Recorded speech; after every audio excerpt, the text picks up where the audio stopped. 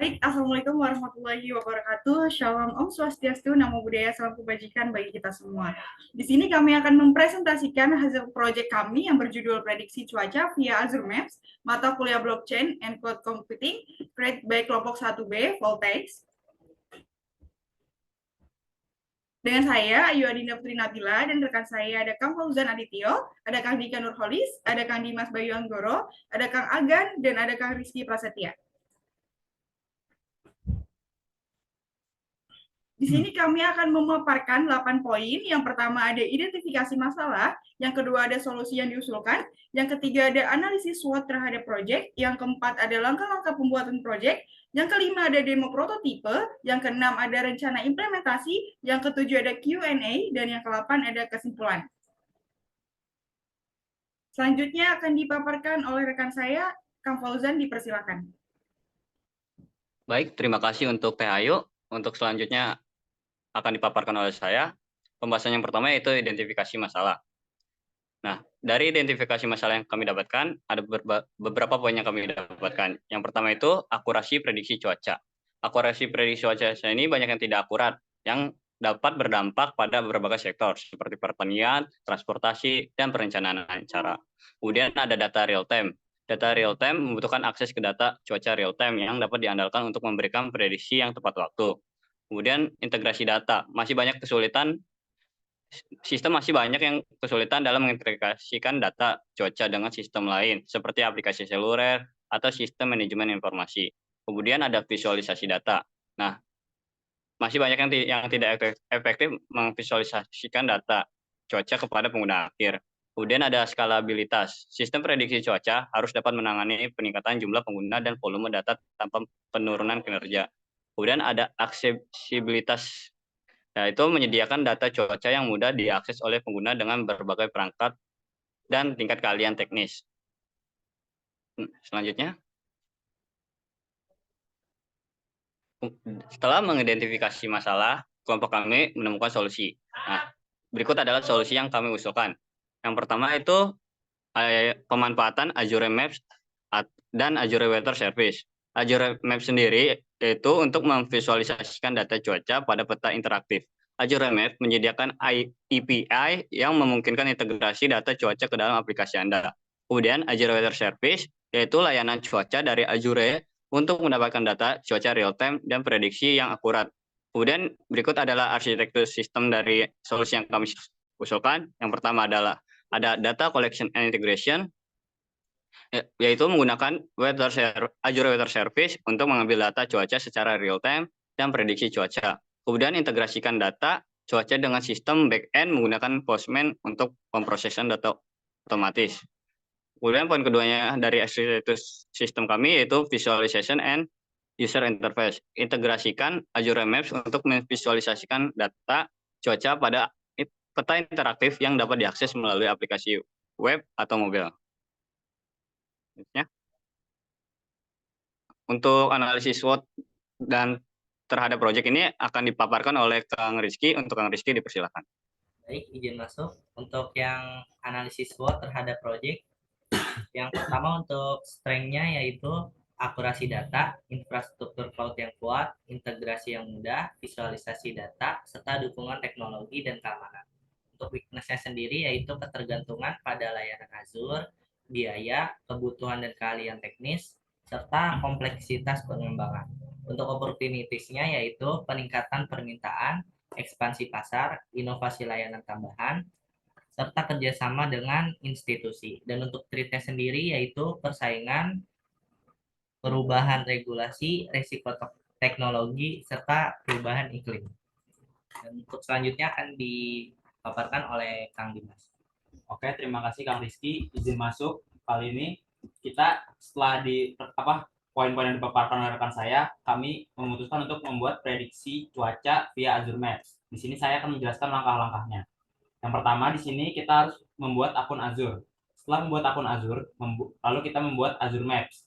Lalu setelah membuat Azure Maps, kita menyalin authentication code-nya. Setelah itu kita buka Postman dengan format GETS, lalu mengisi format di Postman. Setelah itu kita klik Save dan Send. Lalu data akan muncul. Setelah data muncul, kita akan mengecek data via Real Maps melalui fitur Microsoft Azure. Di sini kami akan mendemonstrasikan proyeknya. Yang pertama, kita buka Microsoft Azure-nya dulu. Setelah itu, kita akan membuat akun dulu. Di sini saya sudah mempunyai akunnya. Setelah kita membuat akun, kita membuka akun Azure Maps. Setelah itu tampilannya akan menjadi seperti ini. Lalu di sini kita klik buat, tapi saya sudah ada filenya. Lalu kita buka saja. Setelah dibuka, kita langsung saja ke autentikasi. Setelah kita buka autentikasi, di sini akan muncul kunci primer dan kunci sekunder. Kita akan menggunakan kunci primer, lalu kita salin ke clipboard. Setelah kita salin kunci primer, kita membuka aplikasi Postman. Nah, di sini kita langsung saja menggunakan format get. Lalu menyalin kode yang ada di Microsoft Azure Writer. Setelah kita menyalin kodenya, di sini langsung ada format query dan subscription key. Di format query kita menggunakan latitude dan longitude atau koordinat suatu daerah. Di sini kami menggunakan koordinat Bandung. Lalu di subscription key-nya kita menggunakan kunci primer yang sudah kita salin tadi. Setelah itu kita klik save dan lalu kita klik send.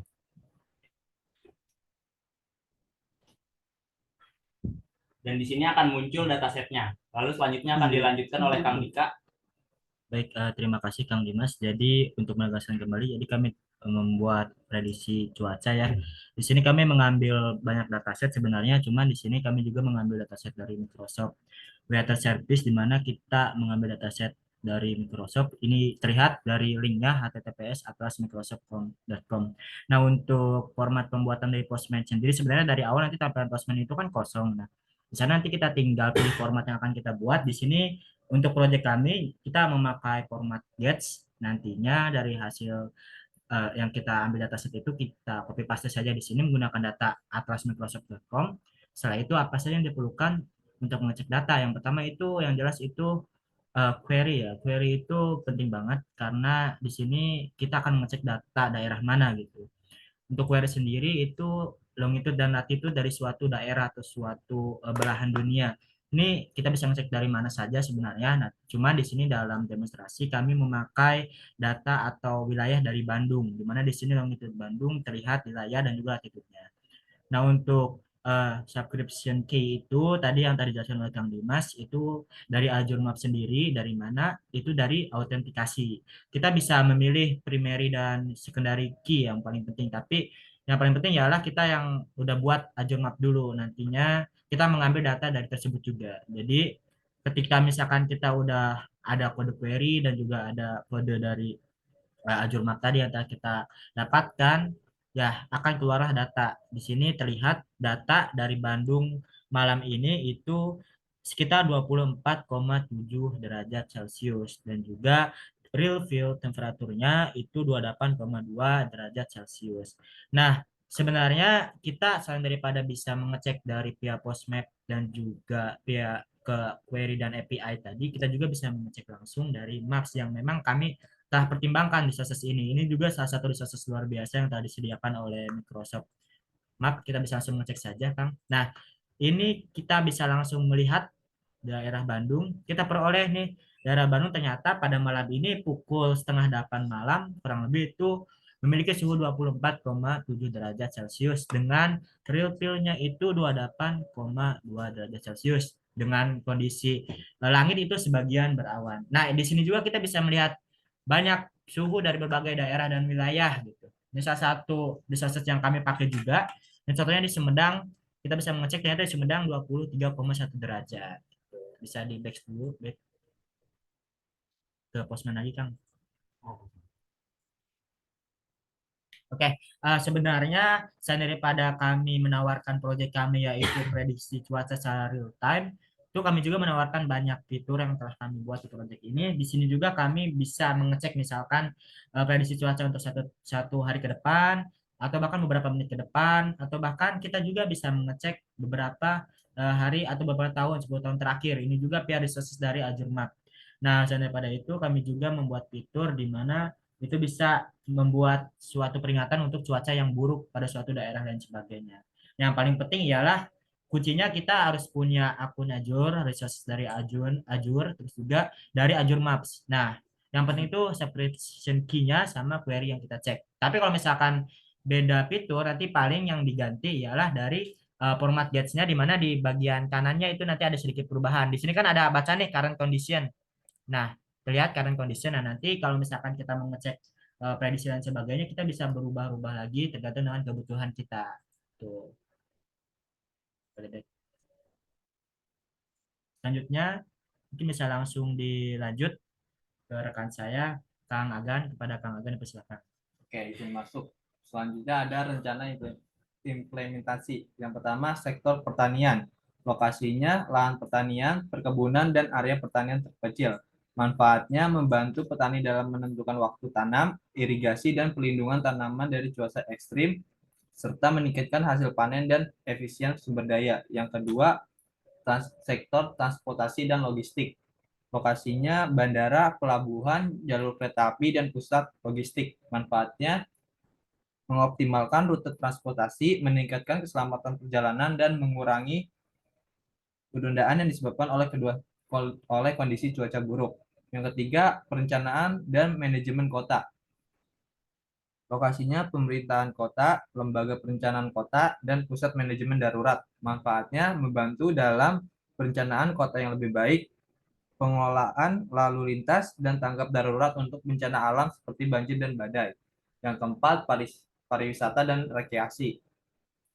Lokasinya destinasi wisata, resort, taman hiburan, dan lokasi rekreasi. Manfaatnya memberikan informasi cuaca yang akurat kepada wisatawan dan operator pariwisata, meningkatkan pengalaman wisata, dan membantu dalam perencanaan acara luar ruangan. Yang kelima, media dan telekomunikasi. Lokasinya stasiun televisi, radio, dan platform media online. Manfaatnya menyediakan informasi cuaca yang up to date kepada publik, membantu dalam pelaporan berita, dan meningkatkan keterlibatan pengguna melalui aplikasi cuaca. Yang terakhir, energi utilitas. Lokasinya pembangkit listrik tenaga surya dan angin, jaringan listrik, dan instalasi utilitas lainnya. Manfaatnya mengoptimalkan produksi energi terbarukan dengan memperkirakan kondisi cuaca yang mempengaruhi produksi listrik, serta mengelola jaringan listrik dalam lebih efisien. Selanjutnya akan dijelaskan oleh rekan saya. Oke, terima kasih Kang Agan. Di sini saya akan membacakan strategi dan tantangan pengelolaan. Yang pertama, perencanaan dan pengelolaan proyek. Strateginya, pendefinisian lingkup proyek. Tentukan tujuan, sasaran, dan lingkup proyek dengan jelas. Yang kedua, pengelolaan tim. Bentuk tim proyek yang terdiri dari ahli cuaca, pengembangan perangkat lunak, analis data, dan manajer proyek. Yang ketiga, ada timeline dan milestone.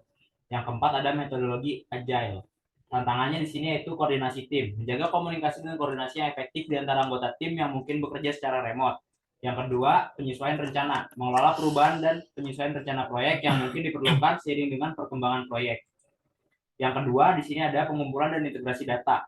Strateginya, sumber data handal. Menggunakan Azure Weather Service untuk mendapatkan data cuaca secara real time dan historis. Yang kedua, automasi pengumpulan data, yaitu dengan cara mengimplementasikan Azure Function atau Azure Logic Apps untuk otomatisasi pengumpulan dan pemrosesan data. Dan yang terakhir di sini ada integrasi data. Mengintegrasikan data cuaca dengan sistem lain yang relevan menggunakan API dan layanan Azure. Tantangannya di sini yaitu akurasi data, memastikan bahwa data yang dikumpulkan akurat dan terkini. Yang terakhir, kompabilitas data, mengatasi masalah kompabilitas dan integrasi data dari berbagai sumber. Yang ketiga di sini yaitu pemrosesan dan analis data. Strateginya yaitu menggunakan Azure Machine Learning. Kita menggunakan Azure Machine Learning untuk mengembangkan model prediksi cuaca yang canggih. Yang kedua yaitu data pipeline, yaitu dengan cara mengimplementasikan pipeline pemrosesan data menggunakan Azure Data Factory untuk mengotomatisasi alur kerja analis data. Dan yang terakhir di sini ada kinerja. Monitor kinerja model prediksi dan lakukan penyesuaian yang diperlukan untuk meningkatkan akurasi. Dan di sini tantangannya yaitu kompleksitas model, mengembangkan dan mengelola model prediksi yang kompleks. Yang terakhir di sini kapasitas pemrosesan, mengelola kapasitas pemrosesan data yang besar dengan efisien. Selanjutnya akan dilanjutkan oleh Kang Dika. Oke, terima kasih Kang Dimas. Yang poin 4 itu visualisasi dan penyajian data.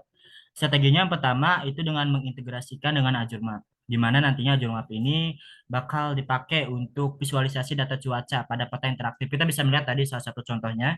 Yang kedua itu dashboard Power BI itu akan kita kembangkan tentunya, di mana nantinya kita akan menggunakan salah satu dashboard Power BI itu untuk menggunakan menampilkan data cuaca secara komprehensif. Yang terakhir itu user interface yang intuitif, di mana kita akan mengembangkan user interface secara mudah yang dapat diakses oleh segala kalangan dan juga dengan data yang cepat dan mudah untuk diakses. Tantangannya yang pertama ya jelas itu tadi desain UX UI-nya. Di sini bakal sulit banget untuk membuat desainnya agar dapat ramah untuk segala kalangan, dan yang kedua itu performansi visualisasi, di mana di sini ya tantangannya itu kita harus memastikan visualisasi data tetap responsif dan cepat meskipun dengan volume data yang besar. Next, Kang. Lalu yang kelima itu strategi dan tantangannya keamanan dan skalabilitas. Nah, untuk strateginya sendiri jelas untuk keamanan data kita akan mencoba untuk mengimplementasikan salah satu fitur di Microsoft Azure yaitu Azure Security Center dan Azure Active Directory untuk memastikan keamanan dan perlindungan data. Terus yang kedua itu dengan adanya skalabilitas infrastruktur, di mana kita akan menggunakan Azure Kubernetes Service atau AKS untuk mengelola dan menskalakan aplikasi secara efisien. Terus juga menggunakan CDN, di mana di sini atau CDN itu bisa dibilang Content Delivery Network untuk meningkatkan kecepatan akses data global. Tantangannya keamanan siber, di mana untuk zaman sekarang untuk keamanan siber sendiri bakal sangat rawan sekali. Yang kedua itu pengelolaan skala. Ini terkait dengan kinerja aplikasi saat skala penggunaan dan volume data meningkat. Body next. Terus yang terakhir itu monitoring dan maintenance. Yang pertama untuk strateginya sendiri ini ada 3 poin, pemantauan berkelanjutan. Di sini kami juga akan berusaha untuk menerapkan Azure Monitor dan Azure Application Insight untuk pemantauan berkelanjutan aplikasi dan infrastruktur. Yang kedua itu maintenance proaktif dengan pembaruan sistem secara berkala untuk memastikan stabilitas dan kinerja. Yang terakhir itu feedback pengguna. Di sini kita mengumpulkan umpan baik dari pengguna untuk perbaikan dan pengembangan fitur lebih lanjut. Tantangannya sendiri yang pertama deteksi masalah. Ini sangat sulit sekali ya, seperti yang kita tahu untuk mencari bug itu sulit. Yang kedua itu pembaruan sistem, mengelola pembaruan dan peningkatan sistem tanpa mengganggu layanan. Nah, mungkin sebelum ke kesimpulan, saya ingin menyampaikan beberapa fun fact terkait dengan pembuatan project ini. Sebenarnya untuk fun fact-nya sendiri kita udah sekitar berapa ya, 15 lebih kali gagal untuk menggunakan banyak metode ya Kang. Cuman di sini kami mengerjakan secara bareng-bareng, secara berenam tentunya kita sebagai kelompok dan juga dengan pembagian tugas masing-masing. Nah, kita juga telah menggunakan banyak fitur Azure dan pada akhirnya alhamdulillahnya kita berhasil, dan itu pun kita kerja kelompok tuh sekitar kurang lebih 15 jam dalam 1 hari. Nah, itu adalah fun fact yang mungkin ya fun fact lah gitu. Oke, boleh next ke kesimpulan. Oke, baik. Untuk kesimpulannya sendiri, dengan strategi pengelolaan yang tepat dan solusi teknologi andal, proyek prediksi cuaca via Azure Maps dapat berhasil menyediakan sistem prediksi cuaca yang akurat dan bermanfaat. Implementasi proyek ini akan membantu berbagai sektor untuk membuat keputusan yang lebih baik dan meningkatkan efisiensi operasional mereka. Dengan mengatasi tantangan yang ada dan memanfaatkan peluang, proyek ini memiliki potensi yang besar untuk memberikan dampak yang positif dan signifikan. Sekian dari presentasi kelompok kami. Kurangnya milik kami, kesempurnaan hanya milik Tuhan Yang Maha Esa. Terima kasih. Wassalamualaikum warahmatullahi wabarakatuh. Terima kasih.